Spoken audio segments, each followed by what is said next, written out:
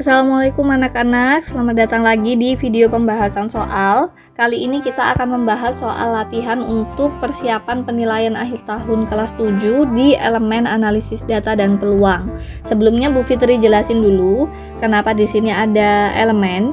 Jadi elemen itu adalah keterangan yang harus kalian lihat di kisi-kisi kalian sebelum PAT nanti. Tanyakan ke guru kalian yang masuk ke PAT di sekolah kalian itu elemen apa aja. Jadi ada 5 elemen ya di matematika, ada bilangan, aljabar, pengukuran, geometri, dan yang terakhir ada analisis data dan peluang. Jadi nanti untuk persiapan PAT-nya jangan nonton semua video, jangan nonton sembarang video. Tonton aja video yang sesuai sama elemen PAT kalian. Nah, di sini ini adalah video untuk elemen analisis data dan peluang. Karena ini penilaian untuk PAT, Bu Fitri berharap kalian akan coba dulu soalnya dan coba cek nilai kalian berapa kalau kalian ngerjakan soal yang akan kita bahas ini. Jadi jangan langsung nonton video karena nanti bosen ya. Jadi kalian scan dulu link ini, terus selanjutnya di situ kalian cari latihan soal PAT kelas 7. Nah, di situ kalian nanti akan dapat Google Form. Kalian isi Google Formnya, kalian kerjakan soalnya. Kalian batasi juga waktunya ya. Jadi waktu ngerjakan itu coba kalian lihat jam berapa. Misalnya kalian ngerjakan jam 10. Nanti coba batasi waktunya misalnya 1,5 jam aja sesuai sama PAT. Biasanya kan 1,5 jam, 120 menit gitu ya. Kalian batasi. Udah di timer 120 menit, coba kalian kerjakan, kalian submit, nanti kalian akan muncul langsung nilainya di Google Form itu. Misalnya nilai kalian ternyata 60, misalnya nilai kalian ternyata 50 atau berapa. Itu nanti buat berkaca gitu ya. Jadi kalian tahu, oh aku masih belum bisa di bab apa, aku belum bisa di elemen apa. Nah, itu kalian coba dulu. Jadi setelah kalian coba, kalian dapat nilai, baru tonton videonya untuk pembahasan soalnya. Jadi lebih nggak bosen, juga ya lebih enak gitu. Kalian udah tahu pretestnya. Jangan takut salah, jangan takut dapat nilai jelek. Karena kalau misalnya kalian takut terus ya nggak dapat apa-apa. Gitu ya. Dah, kita masuk ke pembahasan soalnya.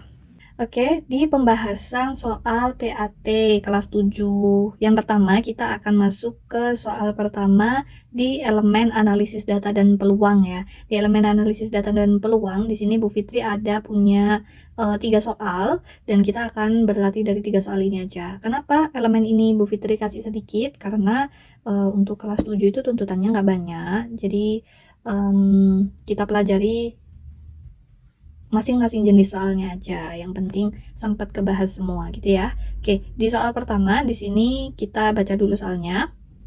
Data siswa setiap kelas berdasarkan jenis kelamin suatu sekolah disajikan dalam tabel berikut gitu ya.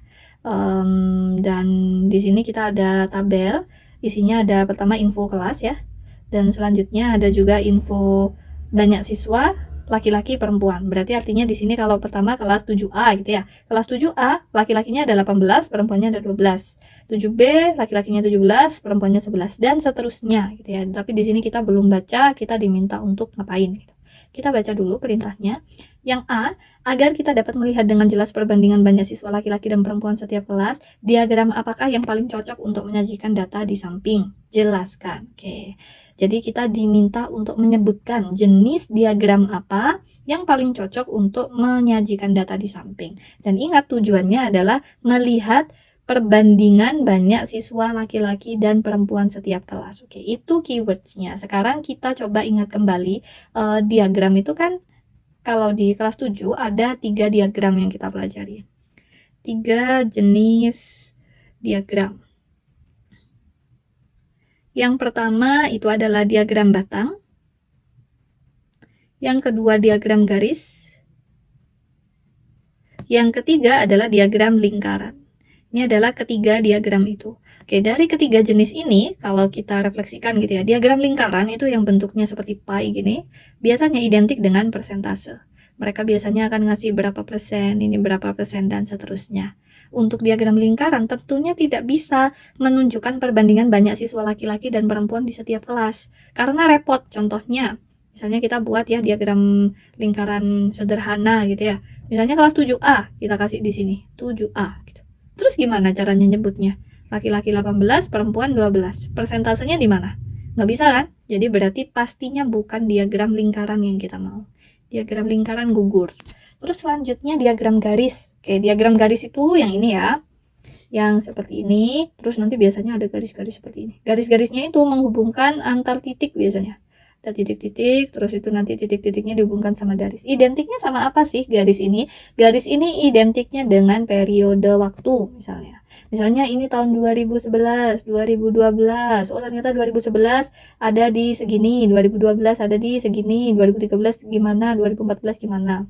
Yang dibandingkan itu adalah kondisi antar periode waktunya kalau di diagram garis. Jadi bukan kondisi laki-lakinya berapa, perempuannya berapa. Kayak gini kan repot ya, kita mau tulis laki-lakinya berapa, perempuannya berapa. Nggak bisa. Jadi diagram garis tentunya juga salah, bukan pilihan yang tepat.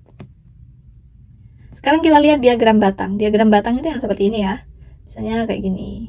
Ini diagram batang sederhana, yang batangnya berpisah-pisah. Artinya batangnya ini nggak dikelompokkan gitu ya. Bisa aja kita di sini tulis 7A, 7B, 7C, 7D gitu ya. Terus selanjutnya kita kan pengen lihat perbandingan banyak siswa laki-laki dan perempuan di setiap kelas. Ini juga bisa dilakukan. Misalnya yang laki-laki kita kasih batangnya itu yang diarsir.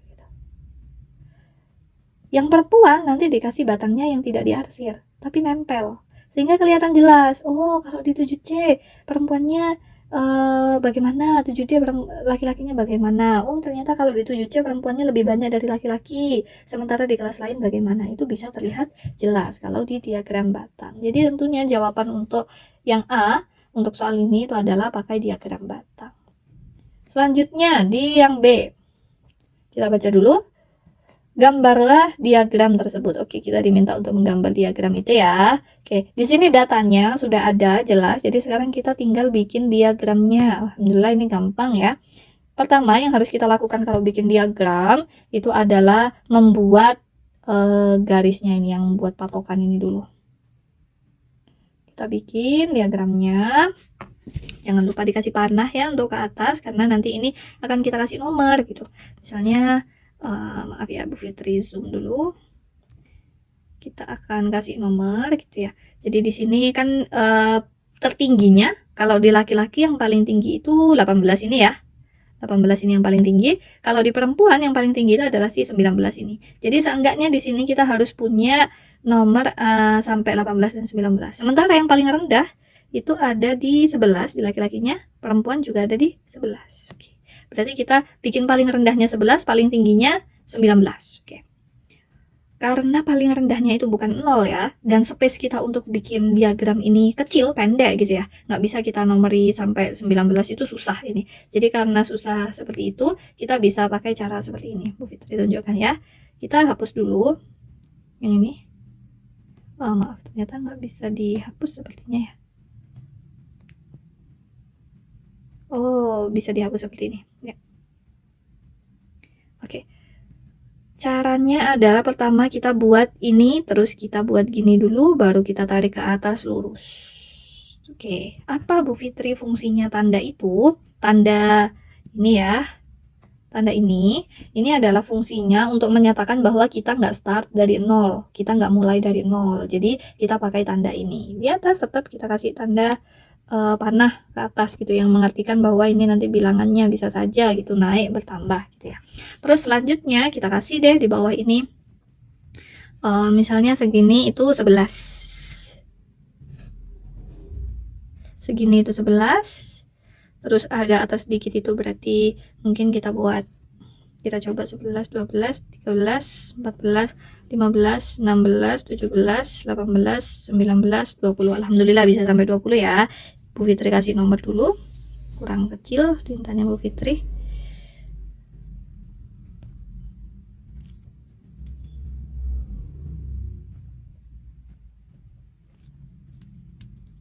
Nah, udah nice banget ini ya.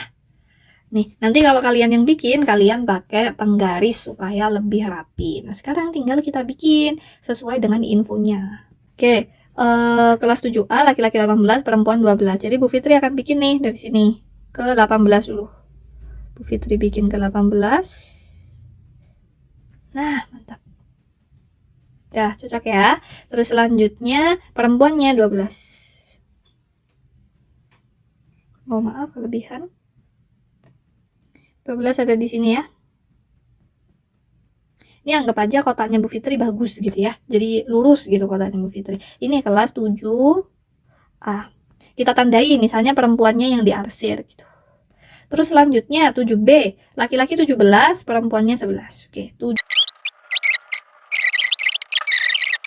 Oke, sudah selesai semua. Lalu seperti biasa diagram, yang pertama komponennya itu harus ada judulnya gitu ya. Jadi kita kasih judul, karena ini berdasarkan di soal itu data siswa setiap kelas berdasarkan jenis kelamin. Boleh aja kita kasih judul di sini, data siswa berdasar jenis kelamin, atau bagaimanalah judulnya yang sesuai kreativitas kalian. Dan jangan lupa dikasih keterangan juga. Di sini keterangannya itu apa isinya? Nah, keterangannya itu isinya bisa seperti ini. Kalau diagram batang, kita kasih kotak seperti ini. Kalau polos itu laki-laki. Kalau kotaknya diarsir itu perempuan. Sudah, tinggal kita percantik gitu ya datanya dengan seperti ini. Mungkin kita kasih keterangannya, mungkin kita kasih garis bawah gitu ya keterangannya. Seperti ini sudah. Datanya, diagramnya sudah jadi. Tentunya kalian bisa bikin yang lebih rapi lagi dengan penggaris gitu. Kalau ada yang mau ditanyakan terkait soal yang ini bisa ditulis di kolom komentar. Sekarang kita lanjutkan dulu ke soal berikutnya. Soal berikutnya di elemen analisis data dan peluang. Banyak kendaraan yang terlibat kecelakaan di suatu wilayah tahun 2020 disajikan dalam tabel berikut. Jenis kendaraannya ada mobil barang, angkutan umum, mobil pribadi, sepeda motor. Banyak kecelakaan terjadi mobil barang 144, angkutan umum 72, mobil pribadi 180, sepeda motor 324. Yang ditanyakan sama. Untuk mengetahui persentase, nah ini keywordnya di sini, persentase jenis kendaraan yang terlibat kecelakaan diagram. Apakah yang paling cocok untuk menyajikan data di atas? Berdasarkan soal yang sebelumnya ya, berdasarkan penjelasan yang sebelumnya, kita itu punya 3 jenis diagram kan. Diagram batang itu fungsinya untuk membandingkan, garis itu untuk melihat kondisi antar periode, lingkaran itu untuk menunjukkan persentase. Jadi ini tentunya jawabnya adalah yang lingkaran. Jadi kita tulis di sini A, jawabannya adalah lingkaran. Sip. Yang B, gambarkan diagram tersebut. Oke, bagaimana cara menggambarkan diagram lingkaran? Karena keywordsnya adalah persentase, ya berarti pertama kita harus menemukan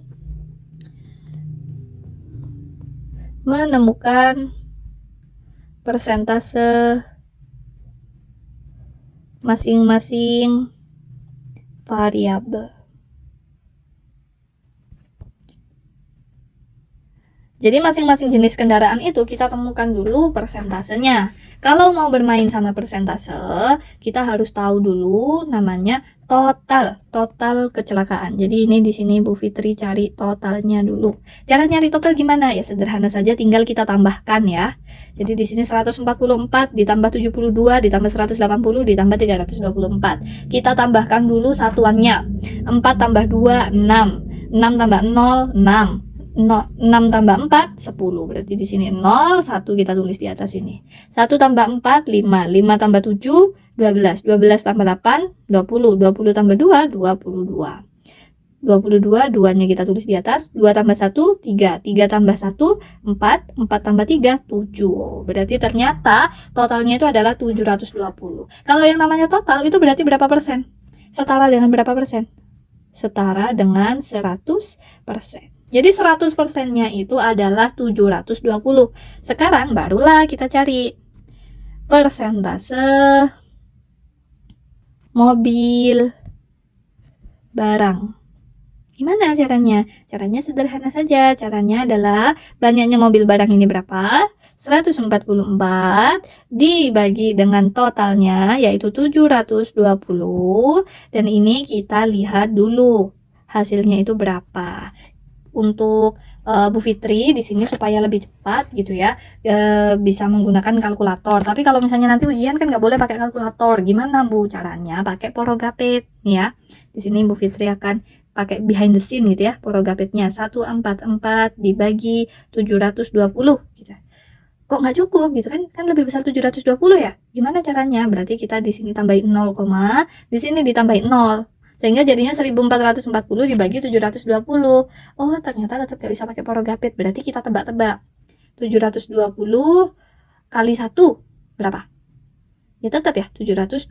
720 kali 2. Oh, ternyata 1440. Berarti 1440 dibagi 720 itu adalah 2. 2 dikali 720 adalah 1440. Kita kurangi hasilnya 0. Sehingga hasilnya adalah 0,2. Kita tulis di sini 0,2. Nah, 0,2 ini berapa persen? Kita rubah ke bentuk persentase. 0,2 itu kan sama dengan 2/10. Kenapa Bu kok per 10? Karena banyak angka di belakang koma ini cuma 1. Karena cuma ada 1 angka di belakang koma, berarti nolnya juga harus cuma 1. Kayak gitu ya, jelas ya. Sehingga jadinya ini 2/10. Tapi sekarang kalau kita berkaca lagi, persen itu artinya apa sih? Persen itu artinya per 100. Berarti penyebutnya ini harus kita rubah ke per 100. 10 dikalikan berapa biar jadi 100? Dikalikan 10. Kalau yang di bawah dikalikan 10 berarti yang atas juga dikalikan 10. Sehingga 2 kali 10 hasilnya 20. 20/100 sama dengan 20%. Ternyata persentase mobil barang itu adalah 20%. Ini Bu Fitri kasih gini ya, biar terbedakan gitu sama bagian yang kita kerjakan di bawah. Bagian behind the scene Bu Fitri hapus dulu biar nggak menuhin. Selanjutnya kita cari persentase angkutan umum.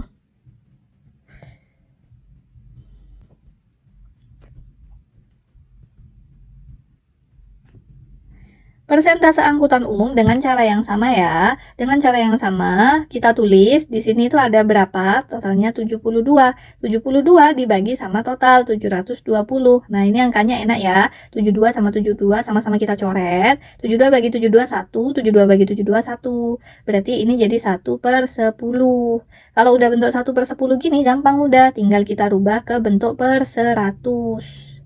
10 dikalikan berapa biar jadi 100? Dikalikan 10. Sehingga kalau yang bawah dikalikan 10 berarti yang atas juga dikalikan 10. 1 kali 10 berapa? 10. 10/100 jadinya 10/100 itu berapa? 10%. Selesai. Terus selanjutnya yang ketiga. Bu Fitri taruh di sini ya. Persentase mobil pribadi. Banyak kecelakaan yang terjadi itu 180 dibagi dengan 720. Karena misalnya susah, bisa pakai gini ya, nolnya sama-sama kita coret. 18 sama 72 sama-sama kita bagi sama 9 gitu ya. 18 bagi 9 itu 2, 72 bagi 9 itu 8 ya. Jadinya adalah 2/8. 2 sama 8 masih bisa dibagi lagi. 2 sama 8 kita bagi 2. 2 bagi 2, 1, 8 bagi 2, 4. Jadinya ternyata 1/4. 1/4 kita rubah ke bentuk per 100. Kenapa? Karena kita mau nyari persen. Jadi 4 dikalikan berapa biar jadi 100? Dikalikan 25. Gimana caranya tahu Bu? Caranya seperti ini. Caranya kita cari 100 dibagi 4. 100 dibagi 4 itu 25. Berarti biar 4-nya berubah jadi 100 harus kita kalikan 25. Kalau yang bawah dikalikan 25 berarti yang atas juga dikalikan 25. Sehingga 1 kali 25 itu 25. 25/100 itu sama dengan 25%. Mantap. Selanjutnya persentase sepeda motor. Oke, persentase sepeda motor. Ada 2 cara. Yang pertama, kalian bisa melakukan hal yang sama kayak yang kita lakukan di saat kita mencari persentase mobil barang, persentase angkutan umum, sama persentase mobil pribadi. Boleh kalau mau pakai cara itu. Tapi ada cara kedua. Cara kedua yaitu karena kita sudah tahu kan persentasenya ini berapa, ini berapa, ini berapa. Selanjutnya kita kan tahu totalnya ini 100%. Berarti persentasenya sepeda motor itu sama dengan 100% dikurangi ini sama ini. Paham nggak? Kalau belum paham, coba diulangi lagi, didengarkan lagi omongannya Bu Fitri. Sekarang coba Bu Fitri demonstrasikan gitu ya. 100% dikurangi 20% dikurangi 10% dikurangi 25%. Itu hasilnya adalah 100% dikurangi 20% kan 80. 80 kurangi 10 adalah 70. 70 kurangi 25 itu adalah 45%. Sehingga persentasenya sepeda motor itu 45%. Cara ini bisa kalian pakai kalau yang belum diketahui itu tinggal satu doang, sepeda motor doang yang belum. Itu baru bisa kalian pakai. Kalau misalnya masih banyak, nggak bisa gitu ya. Kayak sekarang persentasenya kita udah tahu nih, 4-4-nya kita udah tahu. Langkah selanjutnya apa? Ya bikin diagramnya ya. Kita bikin diagramnya. Dan untuk bikin diagramnya ini ada langkah selanjutnya yang harus kita ketahui, yaitu kita harus tahu yang namanya sudutnya. Sudutnya yang di dalam diagram ini. Kita nggak bisa ya tiba-tiba ngawur, misalnya kita bagi 4 ini, boleh nggak? Nggak boleh. Kenapa? Karena persentasenya beda-beda ya. Kalau dibagi 4 ini berarti seimbang semua banyaknya. Itu nggak boleh. Jadi kita harus cari dulu sudutnya. Oke. Untuk bagian sudutnya kita akan scroll ke papan berikutnya aja ya, biar cukup ya. Oke, ini Bu Fitri scroll down dulu. Oke, di sini. Mantap. Oke, mencari sudut.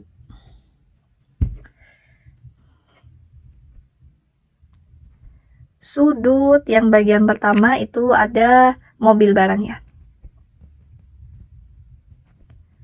Oke, sekarang kita lihat lingkaran itu fullnya, penuhnya itu berapa derajat? 360 derajat ya. Lingkaran itu penuhnya 360 derajat. Jadi sekarang kita tinggal cari 20% dari 360 derajat.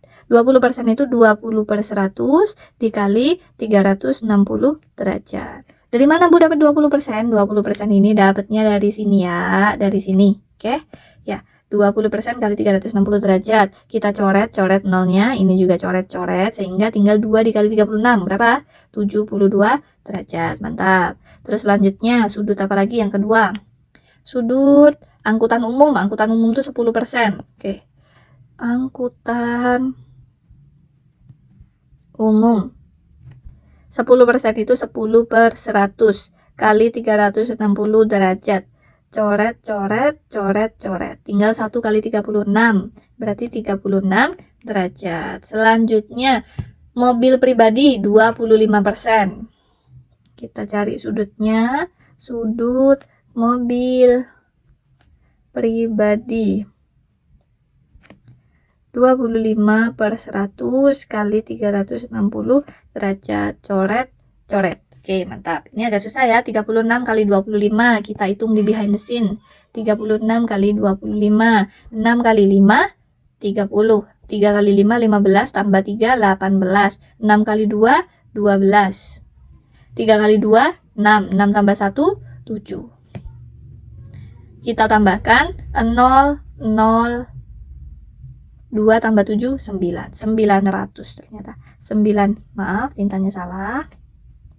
Hasilnya 900/10 sama dengan 90. Kenapa kok 90? Karena kita coret nolnya. Jadinya 90 derajat. Terakhir sudutnya sepeda motor ya.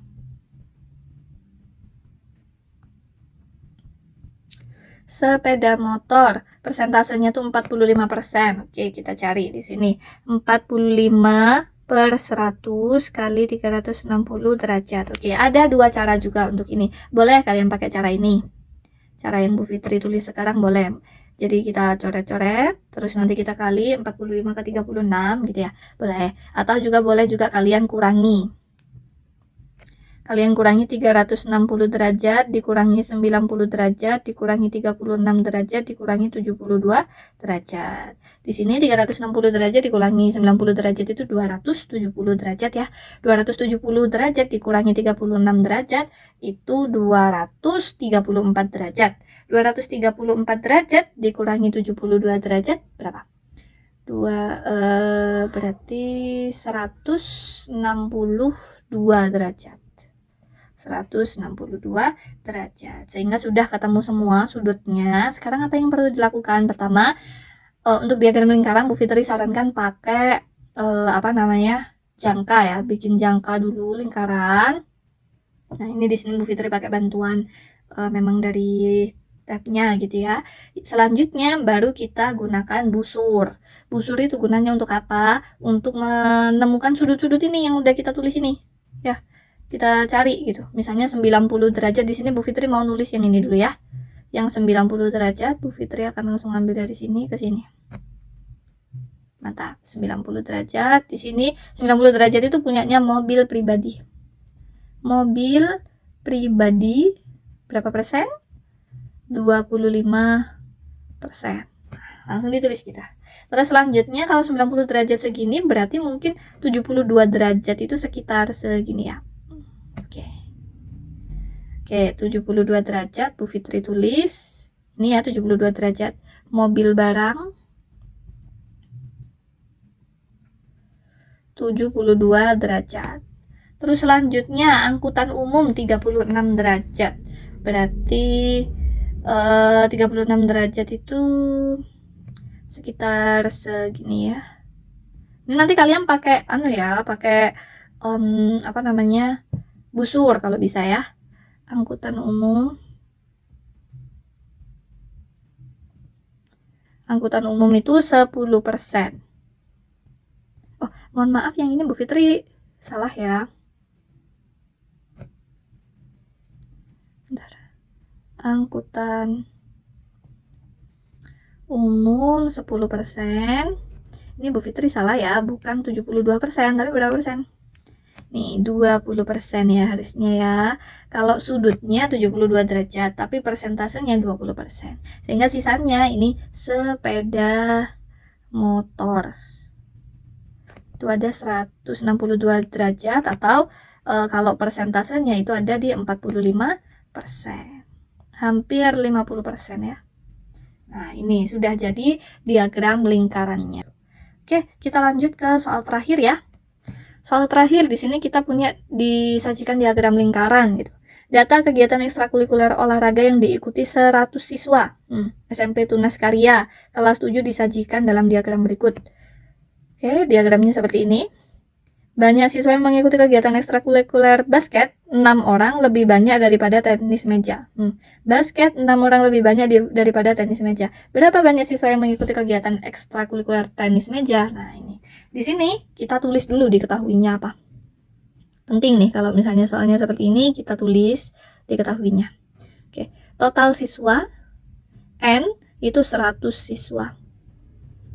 Terus untuk yang basket NB itu 6 orang lebih banyak daripada tenis meja. Berarti kalau misalnya NB itu kita simbolkan, kita tulis dulu di sini NB itu siswa ekstra basket, banyak siswa yang ikut basket gitu ya. Terus kalau NT itu berarti siswa ekstra tenis meja. Ternyata banyak siswa yang mengikuti basket itu 6 lebih banyak daripada NT. Ini ya. Terus diketahui juga yang basket, persentasenya si basket itu kalau di sini warna oranye ya, itu 16%. Terus selanjutnya yang tenis meja itu warna biru tua ya, 10%. Oke, yang ditanya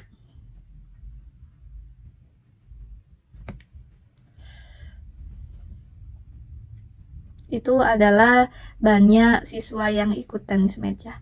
Itu berapa? Dah, ini diketahui dan ditanyanya sudah jelas. Ini untuk penyimbolannya sepertinya nanti akan terkat ya di video ya.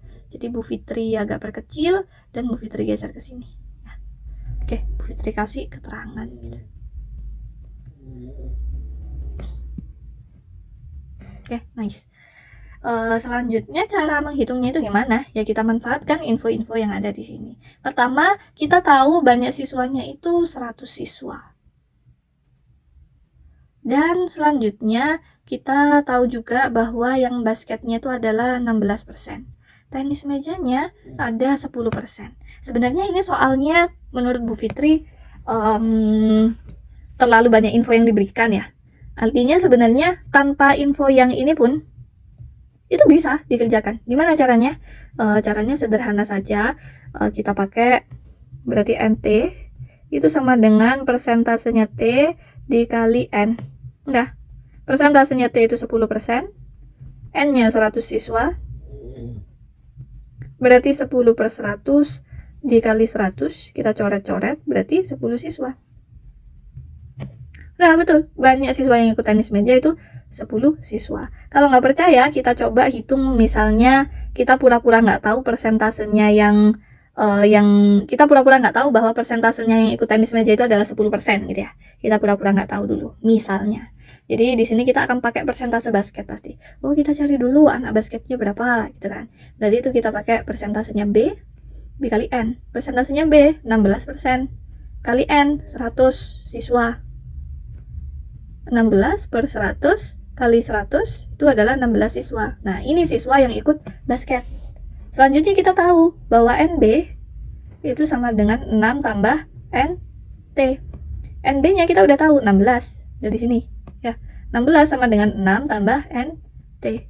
Kita pindah ruas, NT-nya tetap di sini, 16. 6-nya kita pindah ke sebelah kiri, jadi 16 kurangi 6. 16 kurangi 6, 10. Sama. NT-nya juga tetap ketemu 10. Jadi sama kayak sebelumnya. Ya. Jadi ini soalnya menurut Bu Fitri terlalu banyak info yang diberikan. Tapi ya sudah selesai pembahasan dari ketiga soal ini menurut Bu Fitri ya. Sudah sangat banyak ya yang kita diskusikan. Semoga bisa membantu anak-anak untuk belajar di PAT-nya. Kalau mau tambahan latihan soal boleh nanti akses yang ada di description box ya. Kalau ada pertanyaan silahkan ditanyakan di kolom komentar. Dan terima kasih sudah menyimak sampai akhir.